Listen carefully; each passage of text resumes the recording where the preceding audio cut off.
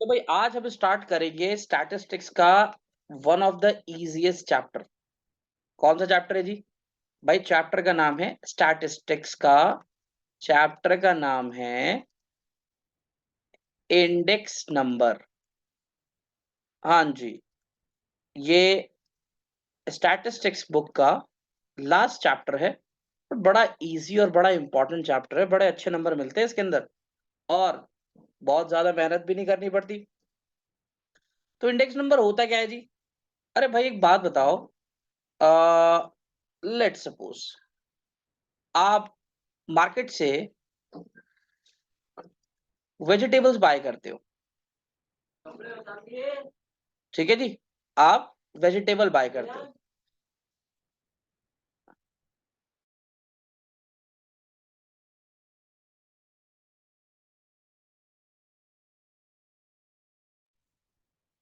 तो मार्केट से आप अगर वेजिटेबल बाय करते हो तो क्या बात हो गई सर? भाई वेजिटेबल बाय तो करते हो, लेकिन 2018 में जो आपने वेजिटेबल बाय करी थी उसके प्राइस और अब जो 2020 में 22 में इसके प्राइस है, क्या वो सेम है? आंसर आएगा नो। मतलब अगर मैं पोटैटो की बात करता हूँ, बहुत कॉमन सी वेजिटेबल है, या अनियन की बात करते हैं, या कोई और लेट से कोई भी अदर गुड है, तो अगर इसके प्राइस 2018 में यहाँ पर 15 रुपीज पर केजी थे, तो 2022 में ये 30 रुपीज पर केजी हो गए। हाँ जी हो गए। और ऐसे अगर अनियन जो है उसके प्राइसेस 2018 में 20 रुपए पर केजी थे, तो 2022 में ये 40 रुपीज पर केजी हो गए। ऐसा होता है ना? हाँ जी, टाइम पीरियड के साथ जो है वो प्राइसेस बढ़ जाते हैं। इसको क्या कहते हो आप? इसको आपने सुना होगा एक वर्ड कहते हुए, इन्फ्लेशन। हाँ, क्या मतलब होता है इन्फ्लेशन का? Rise in general price level. जब कंट्री के अंदर जनरल प्राइस लेवल बढ़ जाता है, किसका? कमोडिटीज का, सामान का, गुड्स का।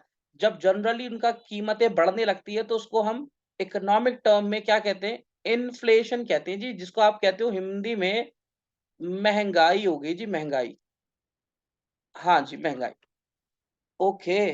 तो ये कीमतें बढ़ रही है 2018 से 2022 में, कीमत बढ़ गई।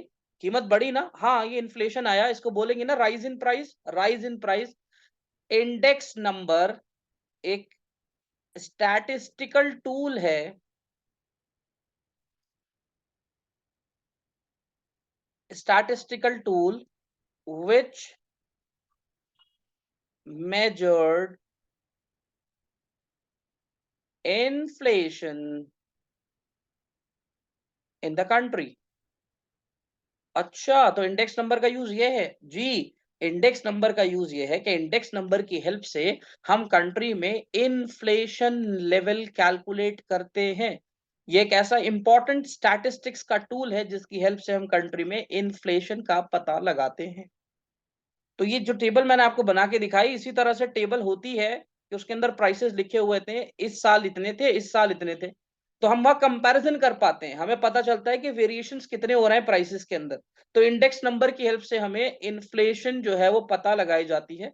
तो इंडेक्स नंबर जो है एक one of the most important statistical tool which measured inflation level in the country. ठीक है जी, तो यहाँ पर कंपैरिजन किया जाएगा। ओके सर जी। तो बेटा कंपैरिजन के लिए याद रखना, कंपेयर करने के लिए कोई होना भी तो चाहिए ना बेटा। अगर अपने आप को शेर समझोगे शीशे में खड़े होके, तो समझोगे तुम ही शेर हो। लेकिन जब एक्चुअल में किसी और के सामने खड़े होंगे तभी तो पता चलेगा कि तुम दोनों में हायर है कौन। तो कंपैरिजन के लिए अकेले ईयर से तो कंपेयर हो ही नहीं सकता। कंपेयर करने के लिए हमें 2 सालों की जरूरत पड़ती है। उसमें जो प्रीवियस ईयर होता है उसको हम कहते हैं base year. Sir previous year मतलब बेस ईयर, कोई भी पुराना साल। तो अगर ये मैंने ऊपर एग्जांपल लिया 2018 और 2022, सो 2018 इज अ बेस ईयर और 2022 को बोलते हैं करंट ईयर जी। तो ये आपके पास 2 ईयर है जिनकी हेल्प से आप उनको कंपेयर करते हैं। उसमें से एक आपका बेस ईयर है और दूसरा कौन सा है? Current year. अब बच्चे करंट ईयर को समझते हैं, हमेशा जो चल रहा है वही करंट ईयर है। भैया क्वेश्चन के अकॉर्डिंग जो भी दोनों ईयर में पुराना होगा, प्रीवियस होगा, वो बेस है, और उन दोनों में जो मेन मतलब जो लेटेस्ट होगा वो करंट ईयर है। कभी आप सोचो कि हमेशा करंट ईयर 2022 होगा। अभी तो 2022 करंट ईयर है। जब आप 2023 में मूव कर जाओगे तो 2022 ही आपका बेस ईयर बन जाएगा, है ना? तो बेस ईयर, अच्छा जी, ओके। बेस ईयर को लेके ये बात भी याद रखो कि सरकार जो है बेस ईयर को फिक्स कर लेती है। मतलब कि जब भी हमें अपने आप को कंपेयर करना होगा तो हमारे पास कोई ईयर तो होना चाहिए। अब हर बार हम अपने आप को पिछले साल से कंपेयर ही नहीं करते, बल्कि उससे भी पहले से कंपेयर करते हैं। अच्छा जी, तो अभी latest latest base year change होने वाला है, अभी नहीं हुआ। अभी का बेस ईयर चल रहा है 2011-12, ठीक है जी? वो चेंज हो जाएगा जल्दी अब। अब वो शायद 15-16 पे चला जाए। तो अभी का हमारा बेस ईयर 2011-12 है कि सरकार को अगर कुछ भी चीज़ कैलकुलेट करनी होती है, तो वो अपने 2011-12 का डेटा उठाती है और उसको जो भी करंट ईयर चल रहा है उससे कंपेयर करती है, तब पता चलता है एक्चुअल में तुम ग्रो कर रहे हो, नहीं कर रहे, क्या हुआ। ठीक है जी? तो बेस ईयर को लेकर भी थोड़ा-सा कंट्रोवर्सी रहती है, कभी ये चेंज होता रहता है। इससे पहले था 2001, ठीक है जी? तो ये याद रखना। आगे की बात, ये बड़ा इंपॉर्टेंट क्वेश्चन है, मोस्ट इंपॉर्टेंट क्वेश्चन है जी इस चैप्टर का। थ्योरी भी और प्रैक्टिकल भी आता है इस चैप्टर में। क्या क्वेश्चन है जी? कि जब भी आप इंडेक्स नंबर बना रहे होंगे तो क्या डिफिकल्टीज आपको फेस करनी पड़ेगी? What are the difficulties faced in the construction of index number? तो पॉइंटर याद रखो यार, सीधे सीधे से। सीधा सा पहला पॉइंट क्या लिखा हुआ है? Difficulties in the selection of the base period. सबसे पहले तो वही, अब जैसे मैं 2022 में हूं तो ये मेरा करंट ईयर है। इससे प्रीवियस के सारे ईयर मेरे लिए बेस ईयर है, 2021 से लेकर जब भी भारत बना था, तो ये सब मेरे बेस ईयर है। तो बेस ईयर सेलेक्ट करना पड़ता है भाई। हाँ, तो पहली दिक्कत कंस्ट्रक्शन ऑफ इंडेक्स नंबर में क्या है कि अपना बेस ईयर सेलेक्ट करो। कौन से ईयर को अपनी बेस बनाओगे? 11 को, 12 को, 15 को, 16 को, क्योंकि बिना बेस पीरियड के तो आप कंपैरिजन कर ही नहीं पाओगे। तो पहली प्रॉब्लम ये फेस हो गई। दूसरी प्रॉब्लम जो फेस होती है उसको बोलते हैं difficulties in the selection of commodities. आप जो इंडेक्स नंबर बना रहे हो, 2 साल तो ले लिए, भैया ये तो बता दो कमोडिटी कौन सी है? कमोडिटी कौन सी मतलब? कंज्यूमर गुड है, होलसेल गुड है, कौन सी गुड ले रहे हो भाई? व्हीट है, राइस है, सब्जियां हैं, फ्रूट्स हैं, क्या है? कौन सी गुड है जिसको आप सेलेक्ट करोगे और उसका इंडेक्स नंबर ड्रॉ करोगे? तो ये सिलेक्शन भी इंपॉर्टेंट है। Point number 3, difficulties in the collection of prices. अब ये जो आप प्राइस लोगे, कौन सा? भाई आपने यहाँ पे टेबल बना ली। हाँ जी सर, यहाँ टेबल बना दी और यहाँ कमोडिटी में आपने सीधा से लिख दिया पोटैटो। हाँ, लिख दिया सर। तो आपने यहाँ पर प्राइस ले लिया 2011 और यहाँ आप प्राइस ले रहे हो 2021। ठीक है जी, बेस ईयर भी डिसाइड कर लिया जैसे तैसे, कमोडिटी भी डिसाइड कर ली जैसे तैसे। अब ये बताओ इनके प्राइसेस कैसे डिसाइड होंगे? भाई तो प्राइस को लेके ऐसी क्या इशू हो गई? भाई पोटैटो का प्राइस कौन सा लोगे आप मंडी का प्राइस लोगे, या जो ठेले वाले अंकल हमारी गली के अंदर सामान बेचने आते हैं उनसे लोगे, या हमारी ही हमारी ही स्ट्रीट के अंदर एक शॉपकीपर है जो वेजिटेबल बेचता है, उसके प्राइस लोगे? क्योंकि प्राइसेस तो सबके थोड़े थोड़े डिफर करते हैं ना। तो यहां पर भी प्रॉब्लम होती है कि आप कलेक्शन ऑफ प्राइसेस कैसे करोगे। ठीक है जी? Difficulties of selecting the method of averaging, ये क्या मतलब हुआ जी? भाई क्योंकि इंडेक्स नंबर अभी आप आने वाला आगे, इंडेक्स नंबर एस्टिमेट करने का एक मेथड नहीं है। मैं नाम बताता हूँ आपको। एक नाम है लेस्पियर मेथड, एक मेथड का नाम है पास्ची मेथड, एक का नाम है फिशर मेथड। कभी आप लाइफ में आगे बढ़ोगे, मतलब बढ़ोगे और आगे बढ़ोगे और स्टैटिस्टिक्स में ज्यादा कुछ पढ़ोगे तो आप पढ़ोगे बाउले मेथड, सॉरी, बोले बोले मेथड। ठीक है जी? ऐसे और भी बहुत सारे इंडेक्स नंबर एस्टिमेट करने के मेथड है। तो आपको ये डिसाइड करना है कि कौन सा इंडेक्स नंबर का मेथड आप यूज करोगे। तो इस तरह से बहुत सारी डिफिकल्टीज हमें करनी पड़ती हैं। Difficulties arising from changes over time, जो भी अकॉर्डिंग टू टाइम चेंजेस आ रहे हैं, वो चेंजेस इंडेक्स नंबर में भी करने पड़ेंगे आपको अप टू डेट रखने के लिए। International comparison not possible. कहीं ना कहीं आप अपने इंडेक्स नंबर को इंटरनेशनल लेवल पे कंपेयर नहीं कर पाते, क्योंकि उनका रेट और आपके रेट में काफी डिफरेंस होता है। ठीक है जी? तो ये होता है not applicable to an individual, और इंडेक्स नंबर किसी इंडिविजुअल केस के अंदर कंसिडर नहीं किया जाता। तो आप इनमें से कोई सी भी जो आपको आसान लगे 5-6 डिफिकल्टीज अच्छे से लर्न कर लो। ठीक है भाई, आगे बढ़े, आगे बढ़ते हैं जी। Methods to calculate index number. हाँ जी सर जी, अब बताओ, अब आया है न्यूमेरिकल वाला पार्ट। कैसे एस्टिमेट करूं, कैसे एस्टिमेट करूं मैं इंडेक्स नंबर को? तो भाई मैं आपको फॉर्मूलाज का चार्ट खोल के दिखाता हूँ पूरा, एक ही बारी में लर्न कर लो सारा, फिर क्वेश्चंस कर लेंगे। जी बनाओ जी बनाओ। इंडेक्स नंबर के दो टाइप है मेथड में, कौन कौन से? सिंपल इंडेक्स नंबर और weighted index number. Simple and weighted. ठीक है भाई। सिंपल इंडेक्स नंबर कैसे एस्टिमेट करते हैं? सिंपल इंडेक्स नंबर एस्टिमेट करने के वी हैव टू मेथड्स। कौन सा? सिंपल एग्रीगेटिव और प्राइस रिलेटिव। तो ये दो मेथड है जिससे आप क्या निकालते हो? सिंपल इंडेक्स नंबर, याद रखना। ठीक है सर जी, फॉर्मूला बताओ। P01। ये P01 क्या है भाई? इंडेक्स नंबर को डिनोट कर रहा है P01। क्यों जी P01 क्यों लिखा? P मतलब प्राइस, 0 और 1 का क्या मतलब है? तो भाई अब ये बात समझ लो बड़े अच्छे से। हाँ, अब ये बात बड़े अच्छे से समझ लो कि मान लो दो ईयर गिवन है, एक आपका बेस ईयर है। कौन सा बेस ईयर? मान लो 2018 गिवन है और एक आपको करंट ईयर गिवन है। करंट ईयर कौन सा गिवन है सर? 2020 मान लो। हाँ जी सर, ठीक है। तो 2018 के क्वेश्चन के अंदर प्राइस गिवन है, कुछ भी है, 10, 8, 6। तो ये price of 2018 is denoted by P0। ये याद रखना भाई, ये मत भूलना, फॉर्मूले में बहुत इंपॉर्टेंट है कि P0 आप किसको डिनोट कर रहे हो? तो बेस वाले ईयर के प्राइस को P0 बोल रहे हो आप। और ये 2020 के अंदर जो प्राइस गिवन होंगे, 2020 के अंदर जो प्राइस गिवन होंगे, it is denoted by P1। इसको कहा जाएगा P1। तो 1 करंट के, 0 बेस के लिए डिनोट किया जा रहा है।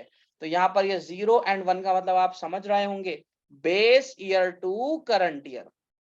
Base year to current year कैसे निकालू जी? बड़ा ही सीधा फॉर्मूला है, sigma P1 divided by sigma P0 multiplied by 100। मतलब क्या ही इतना छोटा फॉर्मूला किसी चीज का हो सकता है? P1 के प्राइसेस का टोटल करो, P0 के प्राइसेस का टोटल करो और गुणा कर दो 100 से, आंसर आ गया आपके पास। लो जी, तो बड़ा आसान है। ठीक है जी। अच्छा जी, 2020 के प्राइस ले लो, अज्यूम कर लेते हैं जी 10 है, सपोज 20 कर लेते हैं इसको, और नेक्स्ट वाला 10 कर लेते हैं और नेक्स्ट वाला कर लेते हैं 12।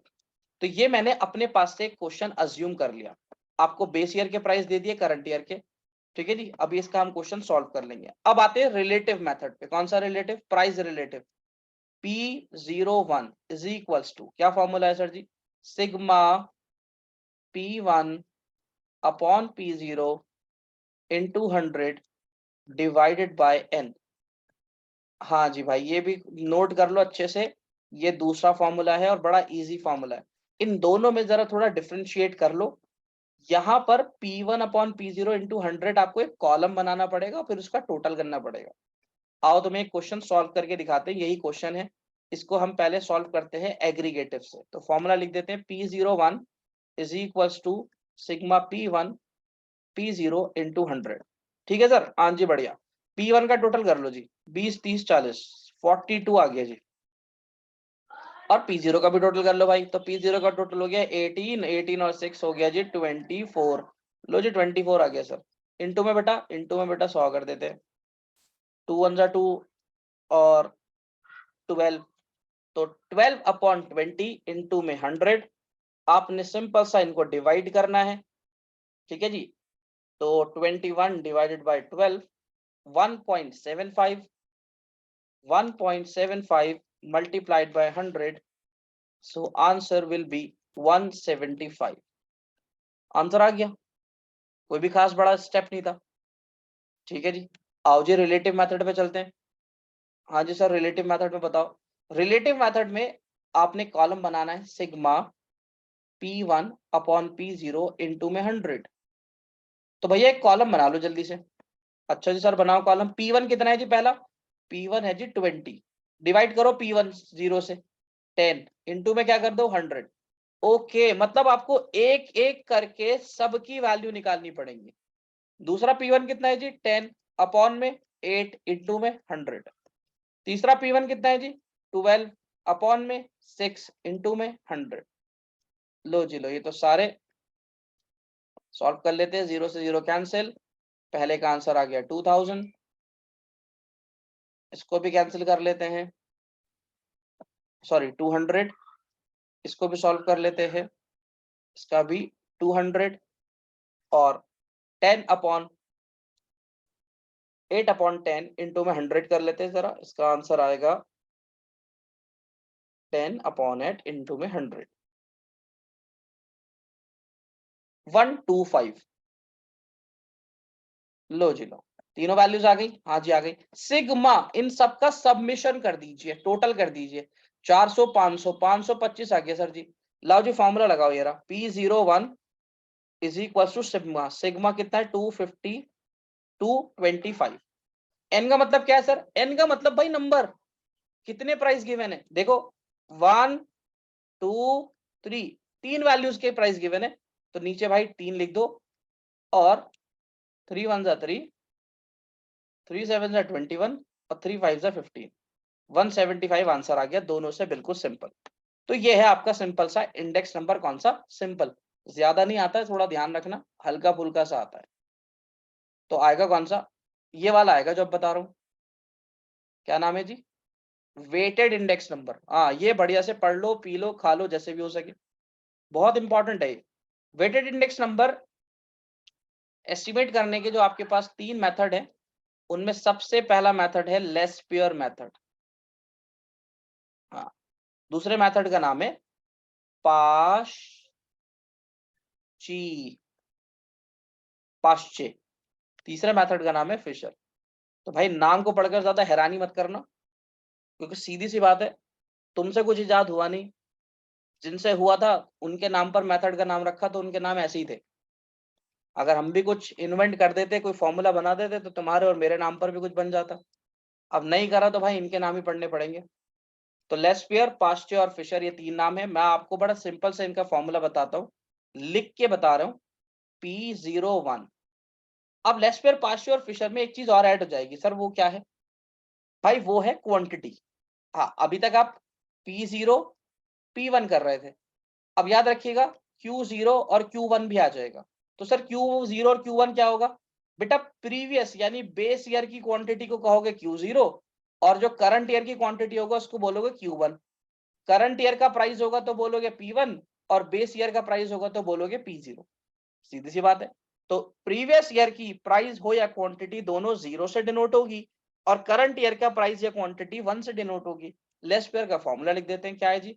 Sigma P1 Q0 upon P0 Q0 multiplied by 100। अरे ये क्या लिख दिया, एक बार पढ़ लेते हैं आराम से। सिग्मा P1 Q0, इसका मतलब क्या हुआ सर? P1 Q0 का मतलब हुआ P1 की मल्टीप्लाई करो Q0 से, और उसका टोटल कर लो। ओके, दो कॉलम की मल्टीप्लाई करनी पड़ेगी हमें, ठीक है। दूसरे में P0 Q0 डिनोमिनेटर में क्या मतलब हुआ कि P0 की मल्टीप्लाई करना Q0 के कॉलम में, और भैया उसका भी निकाल लेना टोटल। दोनों टोटल की वैल्यू को ऊपर नीचे पुट करो, आंसर आ जाएगा। चलो जी ठीक है, पास्चे से बताओ जी। पास्चे से फॉर्मूला है P1 Q1 P0 Q1 into में 100। ओके, यहाँ पर 1 1 वाले ज्यादा है। हाँ जी, तो उसका मतलब न्यूमरेटर निकालने के लिए मुझे P1 को Q1 से मल्टीप्लाई करना पड़ेगा, देन टोटल। और डिनोमिनेटर के लिए मेरे को P0 से मल्टीप्लाई करना पड़ेगा Q1 को, देन टोटल। फिशर मैं आपको बाद में बताता हूँ, ठीक है जी। ये दो मेथड है, इनको दोनों को सॉल्व करना है आपको, और सॉल्व करके आपका इंडेक्स नंबर निकलेगा। कौन सा? वेटेड इंडेक्स नंबर, लेस्पियर और पास्चे मेथड से। चलो जी, एक क्वेश्चन अपने पास से अज्यूम कर लेते हैं। सपोज एक कॉलम है कमोडिटीज। कमोडिटीज में ए बी सी तीन कमोडिटीज हैं। यहाँ है 2018, उसका लिखा हुआ है प्राइस, एंड क्वांटिटी। यहाँ है 2020 लिखा हुआ है प्राइस एंड क्वांटिटी। ठीक है सर जी, प्राइस क्वांटिटी ले लेते हैं। ये 10 है सपोज, ये 20 है, ये 6 है सपोज, ये है 15, देन सी का प्राइस दे रखा है सपोज 8 और इसका प्राइस है 4।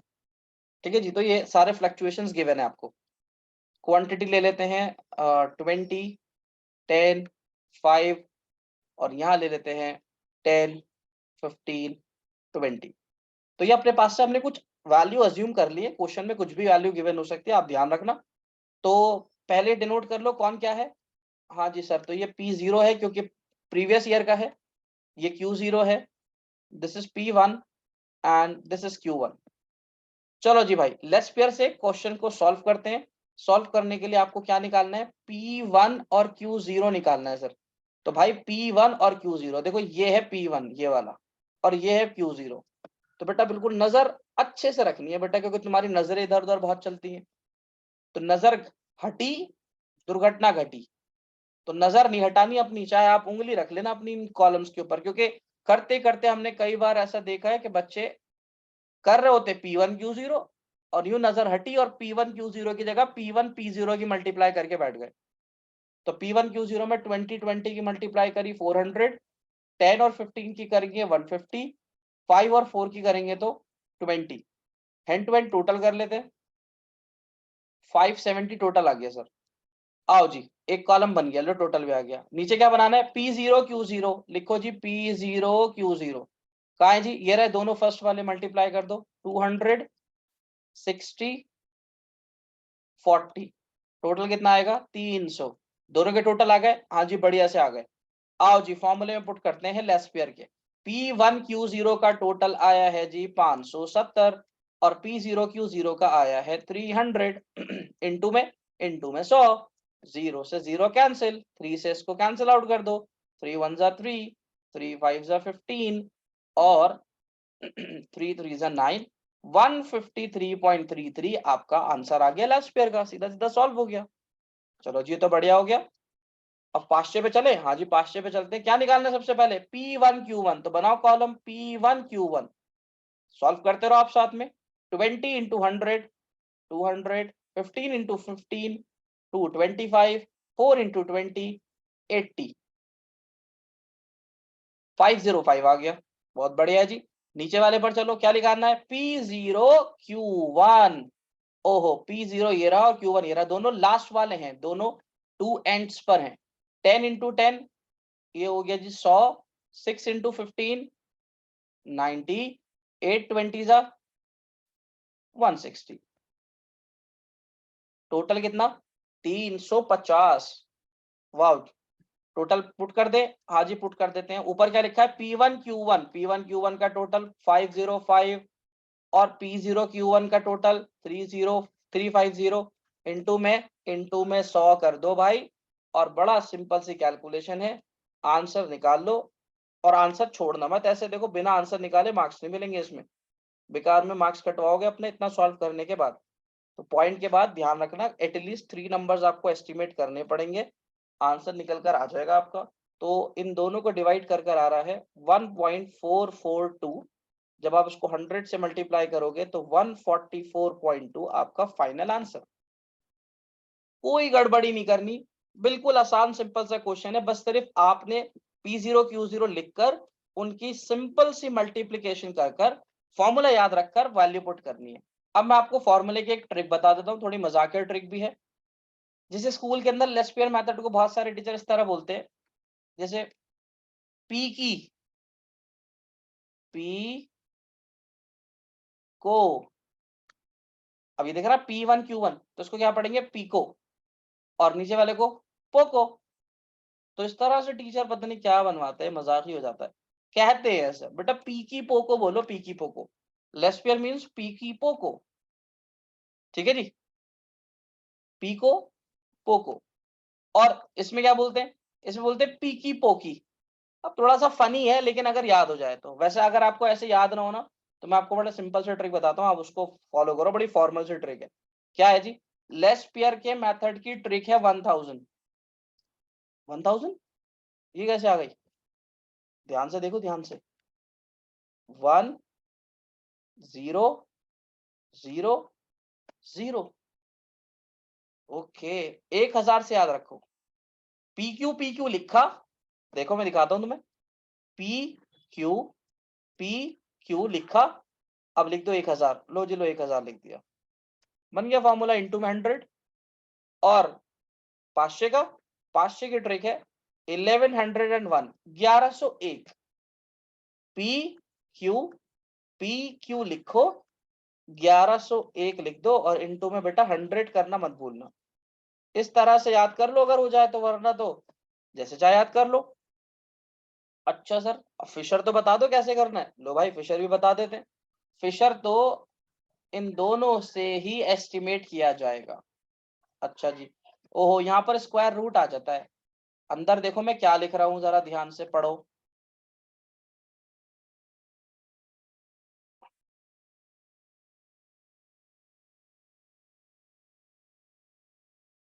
ये देखो जी फॉर्मूला। अच्छा, ये फॉर्मूला है इसका। हाँ, अगर एक चीज नोटिस करोगे भाई, तो ये फॉर्मूला लेस पेयर वाला नहीं है, 1000 वाला। हाँ वही है। और अगर ये वाला नोटिस करो तो P1 Q1 P0 Q1, ये पास्टे वाला फॉर्मूला नहीं है, ये तो वही फॉर्मूला है। और जब रूट से बाहर 100 आ गया, तो उसका मतलब साफ है कि अगर ये रूट के अंदर होता तो ये 200 होते। ये रूट से बाहर है, यानी पहले इनका वैल्यू निकाल लो और फिर 100 में पुट कर दो। तो आप चाहो तो उसको ऐसे भी लिख सकते हो, L इंटू पी, यानी आप अपना लेस पेयर ऑफ पास्टे का आंसर निकाल लो, दोनों को मल्टीप्लाई कर दो और रूट निकाल दो। तो इससे भी आप अपना फिशर मेथड एस्टिमेट कर सकते हैं। अब आप यहां से देख लो आपकी वैल्यूज क्या क्या गिवन है। अंडर रूट 570 डिवाइडेड बाय 300, ये टोटल आप पहले निकाल चुके हो। और 505 डिवाइडेड बाय 350 इनटू में बाहर 100। इन दोनों को सॉल्व करो, इन दोनों को सॉल्व करो, जो आंसर आए उसको 100 से मल्टीप्लाई कर दो। तो इसकी वैल्यू आ रही है आपकी 1.533, और इसकी वैल्यू आ रही थी आपकी डिवाइड करने के बाद 1.44। ये रूट में है और इंटू 100 बाहर है। ठीक है जी। तो अब यहाँ पर थोड़ा सा आपको कैलकुलेशन करनी पड़ेगी। बाकी ये है कि अगर आपको रूट अच्छे से आता है तो बहुत बढ़िया बात है, नहीं आता तो भाई फिर तो क्या ही कहें हम, मजबूरी है फिर। एटलीस्ट इन दोनों की मल्टीप्लाई कर लीजिएगा, मल्टीप्लाई करके वैल्यू आ गई 2.20 इंटू में 100। मैं तो आपको इसका रूट निकाल के दिखा देता हूँ, बाकी आपकी मर्जी है रूट की वैल्यू को एस्टिमेट करना है या नहीं। तो 2.20 वैल्यू है। आपको पता है, पीछे से पेयर बना लेते हैं, पेयर बन चुका है। 2 के लिए कोई स्क्वायर बताइए, तो 2 के लिए 2 का स्क्वायर तो नहीं होगा, 1 वन जा यूज करना पड़ेगा आपको। यहाँ पे कितना बचा, लेस करके 1 पॉइंट ऊपर शिफ्ट कर दीजिए, और स्क्वायर रूट में ये पूरा पेयर नीचे उतर जाएगा। अच्छा सही है। नेक्स्ट स्टेप क्या है, इन दोनों को प्लस करके यहाँ लिख लीजिए 2। अब 2 के लिए कोई नंबर सोचिए। 2 के लिए मैं सोच रहा हूँ सर 4 अच्छा है। हाँ, अगर 4 से करना है तो 24 4 जा 96, क्योंकि 25 5 जा 125 होगा, तो यहाँ पे 4 लगा दो, यहाँ 4 लगा दो, और ये हो गया 96। 96 जरा माइनस करना भाई, कितना बचेगा, 24 बचेगा सर जी। अगला स्टेप क्या होता है, इस 24 को जिससे मल्टीप्लाई करा है 4 से, उन दोनों को ही प्लस करके यहाँ लिख दो 28। ओ, अब तो छोटा पड़ गया नंबर, तो आप अपने पास से यहाँ पर ऊपर 0 लगा के 2 0 बढ़ा लो। लो जी सर, 2 0 बढ़ा दिए। स्क्वायर रूट पे याद रखना 2 0 बढ़ते हैं, 1 0 नहीं बढ़ता। ठीक है जी, तो 24 हो गया। अब 28 के लिए कोई नंबर सोचो। 28 के लिए कौन सा नंबर सोचे, 5 ले लें, तो आगे 5 लगा के भाई 5 से मल्टीप्लाई कर दो, तो छोटा आ रहा है। 28 7 से कर लें, 2089 आ रहा है, तो ये 7 पर ही आ जाएगा आपका आंसर। ठीक है जी, तो आपका आंसर आ गया 1.407 इंटू में 100 मल्टीप्लाई करोगे 140.7 इज द फाइनल आंसर। तो इस तरह से फिशर आपको निकालना पड़ेगा। याद रखना, कई बार क्वेश्चन में ऐसा होता है, डायरेक्ट बोलता है कैलकुलेट फिशर इंडेक्स। तो फिशर निकालने के लिए आपको ये चारों कॉलम्स बनाने पड़ेंगे, मतलब चालू ने क्वेश्चन में आपसे सभी निकलवा लिया। ठीक है जी। तो यहां तक का चैप्टर अपना पूरा करना है। बाकी सीपीआई डब्ल्यूपीआई भी दो छोटे से टॉपिक है, वो आपको हम नेक्स्ट वीडियो में कराएंगे। ठीक है जी। Okay bye, see you.